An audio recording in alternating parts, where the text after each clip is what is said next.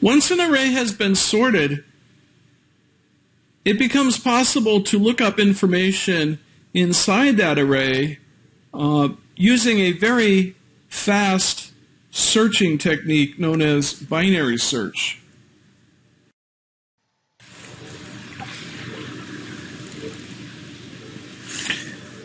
Now, the data in question could be anything ranging from primitive data, for example, floating point numbers, to complex type data, basically objects that might contain a lot of information.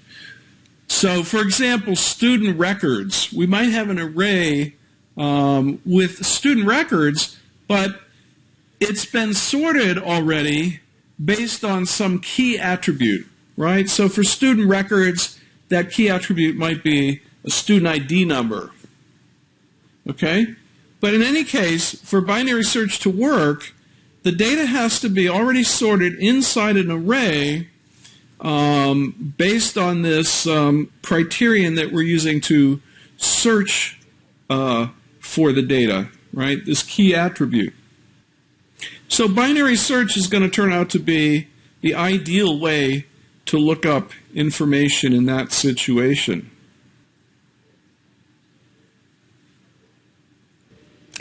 So to give you a common everyday experience, I suppose,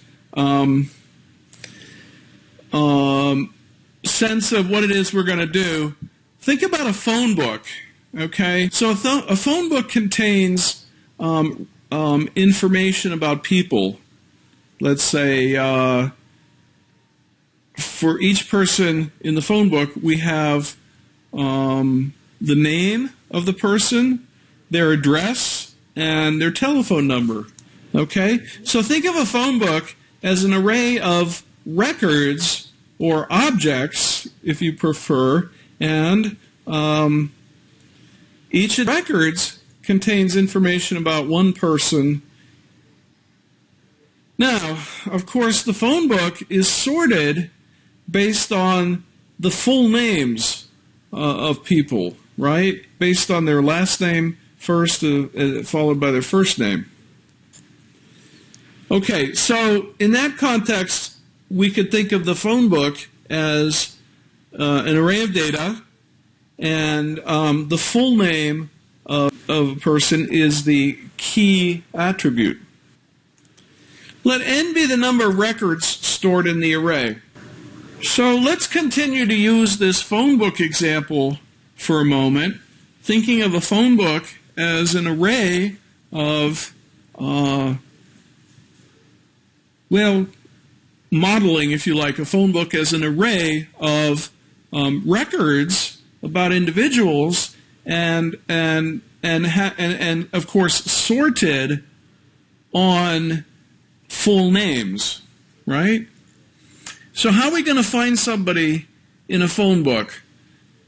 So, for example, if we're looking for somebody whose last name is Squirrel, first name Rocket, middle initial J, how are we going to find Squirrel, Rocket J in the phone book?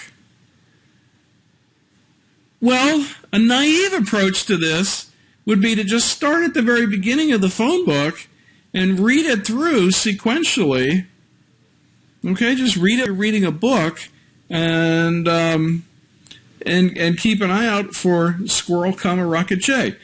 That approach is called sequential search. And, if the phone book wasn't sorted, that would make sense. Okay, you maybe wouldn't have anything better to do. Everybody instinctively knows that looking up a name in a phone book using sequential search is a very poor way to proceed, very inefficient. Right?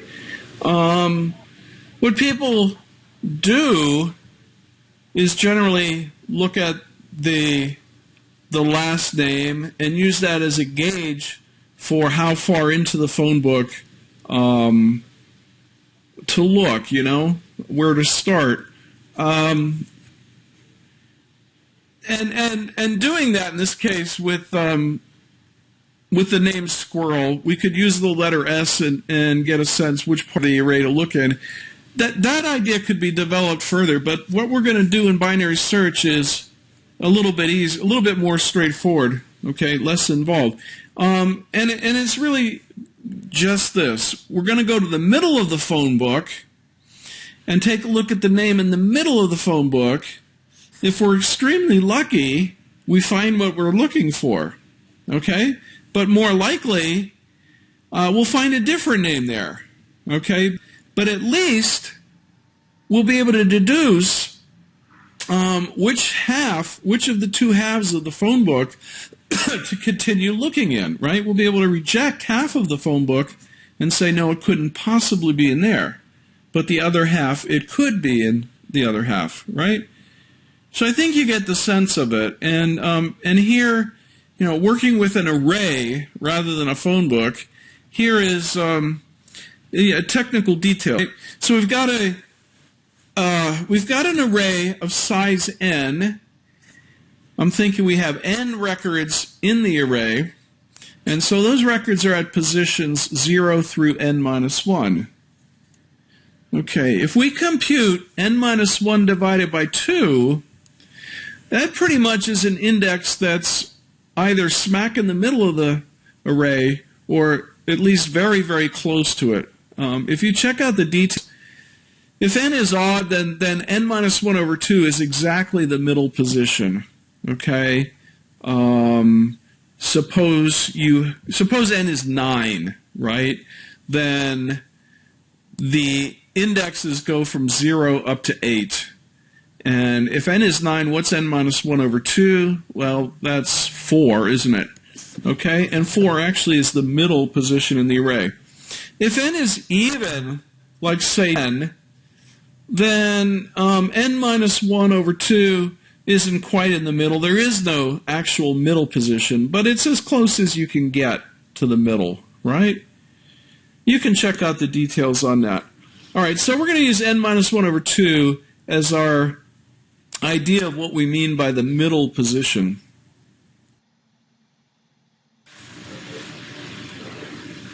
A moment ago, I intended to point out that when I write n minus 1 over 2, I'm thinking integer division, okay?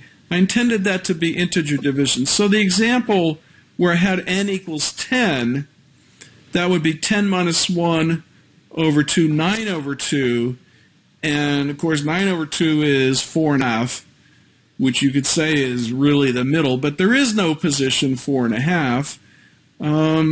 So round down to 4, okay? In the case when n is equal to 10, I'm going to operate with the understanding that 4 would be the middle position, okay? Here's another one. If n is 8, then 3 would be the middle position. Okay. That's the position that's not quite in the middle, but it's very close. It's at the end of the first half, isn't it? In the case of n equals 8, the position numbers are 0, 1, 2, 3, 4, 5, 6, 7. Okay, so position 3 is actually at the end of the first half. But as I say, that's what we're going to mean when we say the middle position. So now we go to the middle position and take a look at the record at that position, and in particular take a look at the key attribute. Okay? In the phone book case, we take a look at the name of the person that we find there. And we compare that name against the name that we're looking for. So let's imagine, sticking with the phone book example, let's imagine that we go to the middle position and we obtain a record with the name Moose, Bullwinkle J. Okay, so the letter M comes before the S, and we quickly deduce that the record that we're looking for where the name begins with the letter S, that record has to that record cannot occur before the record that we're currently looking at. So there is no point to look any further in the half of the array that comes before this middle position, right? If what we're looking for is in the array at all, it's going to have to occur in a position after the position n minus 1 over 2. Okay, so here it is spelled out technically, but as this progresses, don't worry about the X notation, which is going to get a little complicated looking. It's not really important to focus on that. But what I'm saying is that we have to continue searching in the subarray that begins at position n minus 1 over 2 plus 1, so the middle position plus 1, and continues till the end of the array.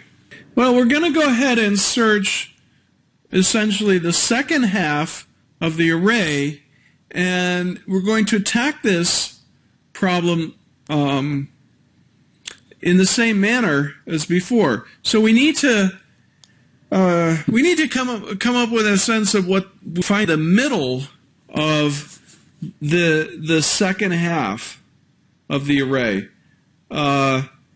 In general, we're going to need to be able to find the middle position for an arbitrary subarray.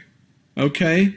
This is something that we can deal with very easily by just defining the middle position to be the average of the starting and ending positions of a subarray. Okay? So specifically, and don't get thrown by this. All this notation here really doesn't matter very much.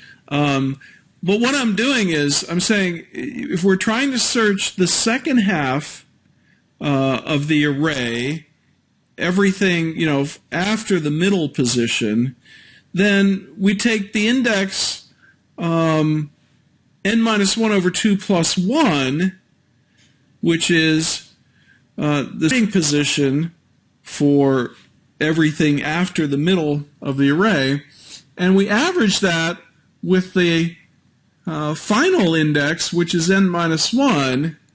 So we have this nasty thing here, but all you have to recognize is that that's roughly 3 times n over 4, right? If n is a pretty big number, we're talking about 3/4 of the way into the array.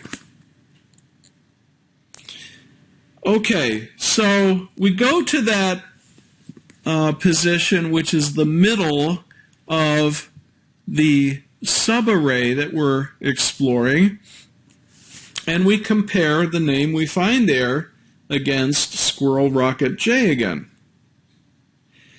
So suppose, for fun, suppose it happens to be Tuxedo, Tennessee. Well, of course, T comes after S. Tuxedo will come after squirrel, and therefore, if squirrel, rocket J is in the array at all, it's going to have to occur before the record that we're currently examining. So, roughly speaking, right? The record we're currently examining is about 3/4 of the way into the array, and we're now deducing that what we're looking for, if it's in there at all, has to occur before that. But we also know that it has to occur after the middle of the array. So we need to focus, roughly speaking, somewhere between halfway through the array and 3/4 of the way through the array. Okay? So there you are. We're going to narrow our focus to that subarray. And again, this notation, this doesn't matter. I'm pretty much saying between roughly halfway through the array and 3/4 of the way through the array. And the reason this notation doesn't matter is we're going to, in practice, have variable to keep track of the start of the subarray that we're working, and another variable to keep track of the end of the subarray that we're considering, okay? And finding the middle will just be a matter of averaging those two numbers. The important thing here is to realize that by following this procedure over and over and over again, every time we narrow our search by reducing a subarray to a smaller subarray, that smaller subarray is roughly half the size of the previous array. Okay?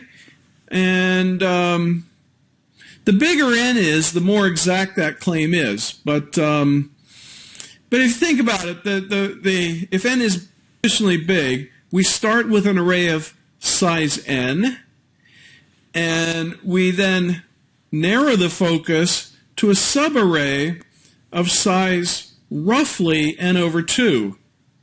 And then the next time we reduce that to roughly n over 4, and then n over 8, and so forth. Let's go through a simple example in detail. To keep things simple, in this example, the data will just be numbers, and the data itself will serve as the key attribute. Okay, so here's an array of numbers, and in fact, the numbers are sorted. In position 0, we have the number 12, position 1, we have 17, on up to position 8, where we have the number 78 stored. So this is an array of size 9. It's sorted.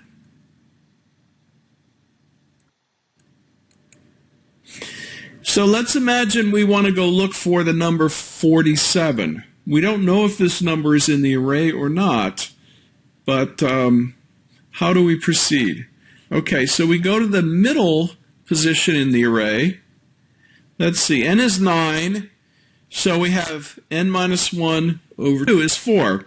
We go to position 4 in the array, where we find 37. Okay, 37 is less than 47, so it means that we can now ignore everything before and including position 4 and focus our attention only on the subarray that begins at position 5.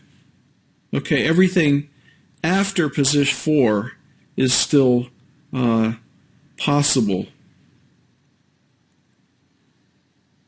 Okay, our subarray again is then from position 5 out to position 8. When we average 5 and 8, we get 5 plus 8 over 2 is 13 over 2. Once again, using integer division, that is 6. And so we have to go examine what's in position 6.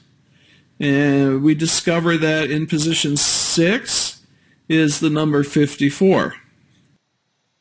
Well, of course, the number we're looking for, 47, is then less than the number that we're currently examining, which is 54. And since that 54 was found at position 6, we can deduce that if 47 is in the array at all, it has to occur at some location before position 6.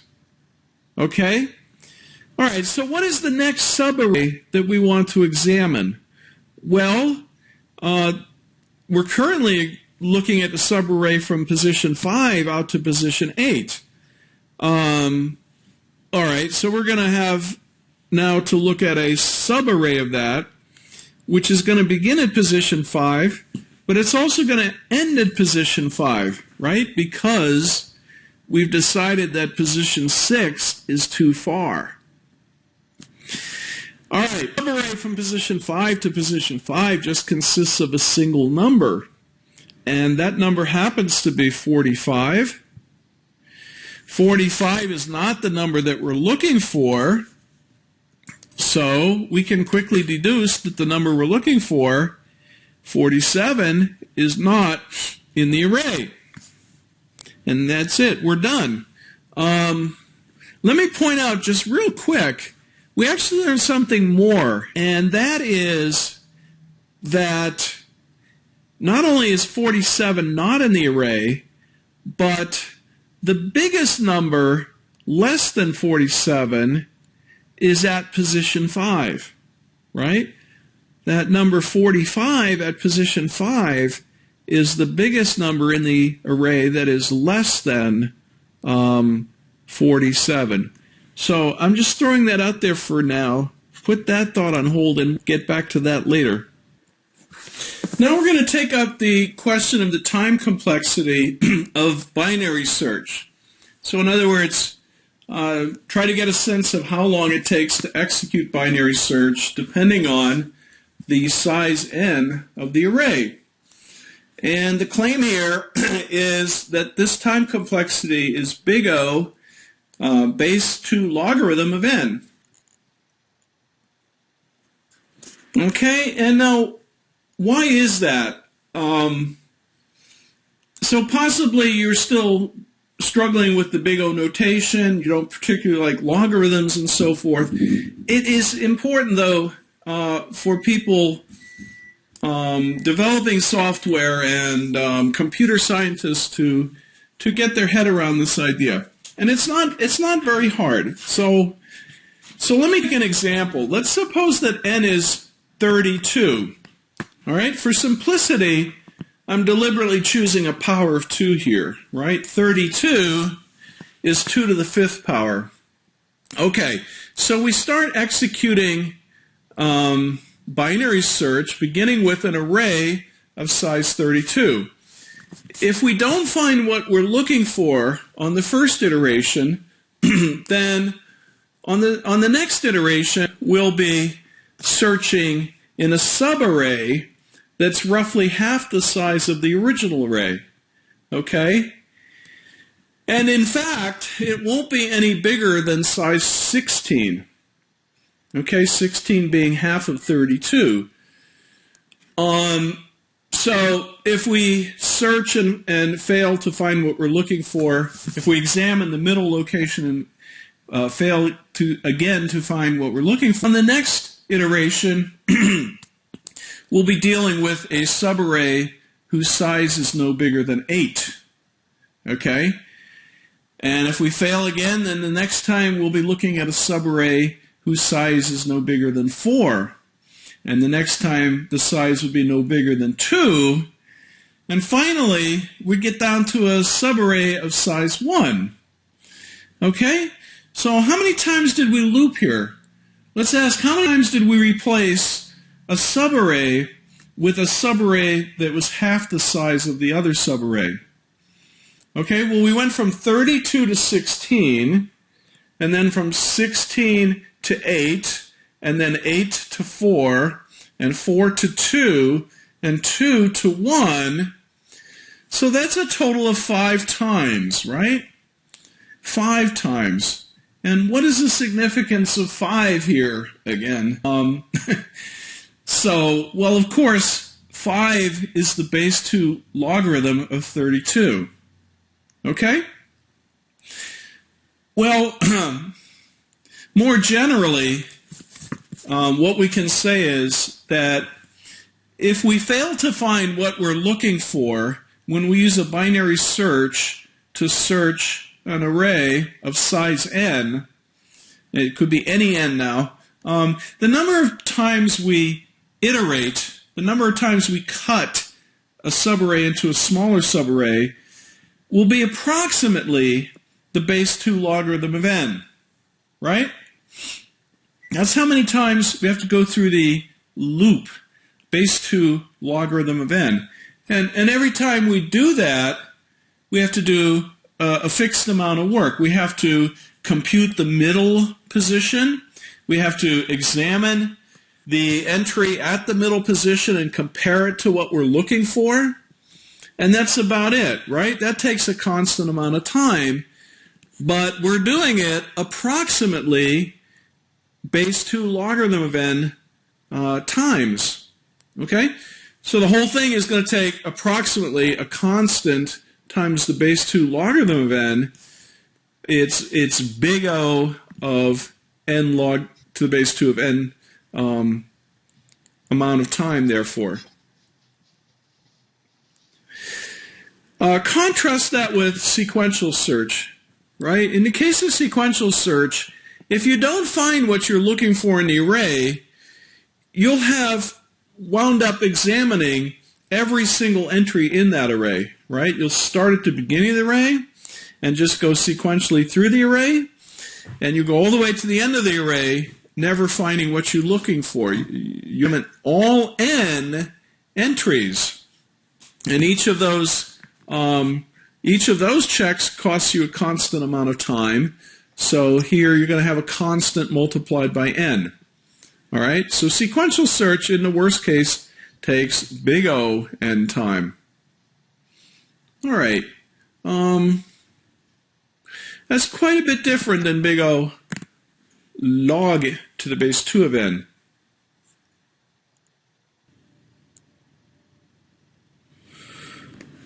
I mentioned this in previous lecture, but I want to stress it once again because it's just terribly, terribly important for people to get this in their head. When n is very large, when n is pretty large, log of n is much smaller than n, right? And my standard example for that is to point out that when n is a billion, log to the base 2 of n is only approximately 30, right? Obviously, a billion is much bigger than 30. Imagine a phone book with a billion entries in it, a billion people, okay? If you do a sequential search and you fail to find what you're looking for in the phone book, it's going to cost you some constant amount of time multiplied by a billion. A very large amount of time, okay? Now, if you could go into that phone book and find the middle of the phone if you could repeatedly find the middle of some section of the phone book, basically doing what we did with arrays, right? Take a subarray and find the middle of that subarray. If you could do that fast as can be done with arrays, then you could implement binary search, and it would only take you an amount of time that would be a constant, and not a particularly big constant, multiplied by 30. Much, much, much faster. Okay, this is a little silly thing. Let's ignore it.